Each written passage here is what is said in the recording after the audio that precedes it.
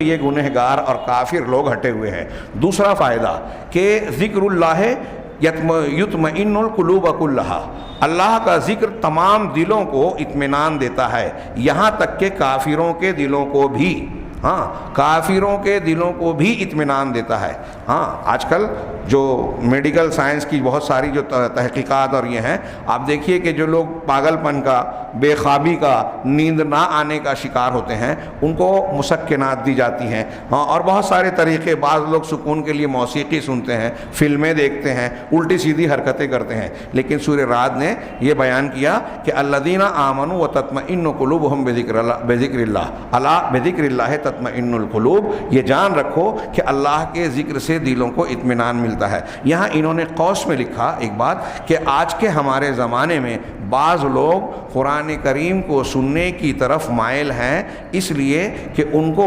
یہ محسوس ہوتا ہے، انہوں نے واضح طور سے محسوس کیا کہ قرآن کو سننے سے ہم کو نفسیاتی سکون ملتا ہے، راحت ملتی ہے۔ اور یہ تجربہ کیجئے، میں نے اس سے پہلے کسی درس میں تذکرہ کیا تھا، بہت پرانی تحقیق ہے، امریکہ کی ایک مسلم اکیڈمی نے یہ تجربہ کیا تھا کہ ایک ہی قسم کے 25 پیشنٹ کو منتخب کیا گیا، ایک ہی بیماری کے 25 لوگوں کو، تین الگ الگ 25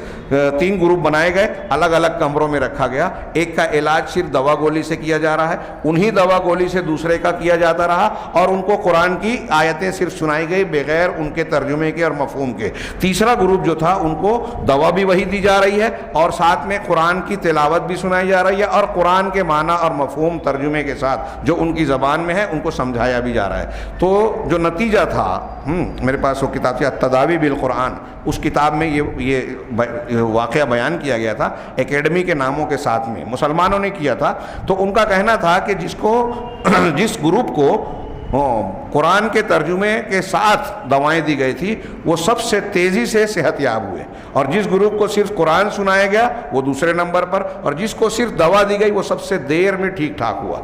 اس سے یہ پتہ چلا کہ قرآن انسان کے صحت یاب ہونے میں، اس کو نفسیاتی اور ذہنی قوت کے سلسلے میں انتہائی مددگار ثابت ہوتا ہے، علاج معالجے کے سلسلے میں بھی۔ موجودہ کورونا وبا کے ماحول میں جبکہ خوف اور دہشت لوگوں میں پھیلی ہوئی ہے، خاص طور سے غیر مسلم طبقات میں، ان کو یہ بات بھی بتانی چاہیے۔ میں نے ابھی درس میں ایک بات کہی تھی کہ آج کل ہمارے ہاں کچھ غیر مسلم ممبران پارلیمنٹ، ممبران اسمبلی اور عوام میں بھی لوگ پوچھتے ہیں مسلمانوں سے کہ مسلمانوں کو کرونا کیوں کم ہو رہا ہے، تو ہمارے ہاں کچھ لوگ یوں ہی جواب دے دیتے ہیں کہ چونکہ ہم لوگ بڑے کا گوشت کھاتے ہیں، کچھ لوگ کہتے ہیں کہ ہم 5 وقت نماز پڑھتے ہیں، بار بار وضو کرتے ہیں، غسل کرتے ہیں تو سینیٹائز ہو جاتا ہے۔ اس طرح کے الگ الگ جوابات دیتے ہیں۔ ایک جامع جواب دینا چاہیے کہ مسلمان کا عقیدہ اللہ تبارک و تعالیٰ کی ذات پر ہے، اس پر توکل ہے، اللہ کا خوف اور اللہ تبارک و تعالیٰ کے اس بات پر یقین کہ زندگی اور موت اس کے ہاتھ میں، اگر اس نے نہیں لکھی ہے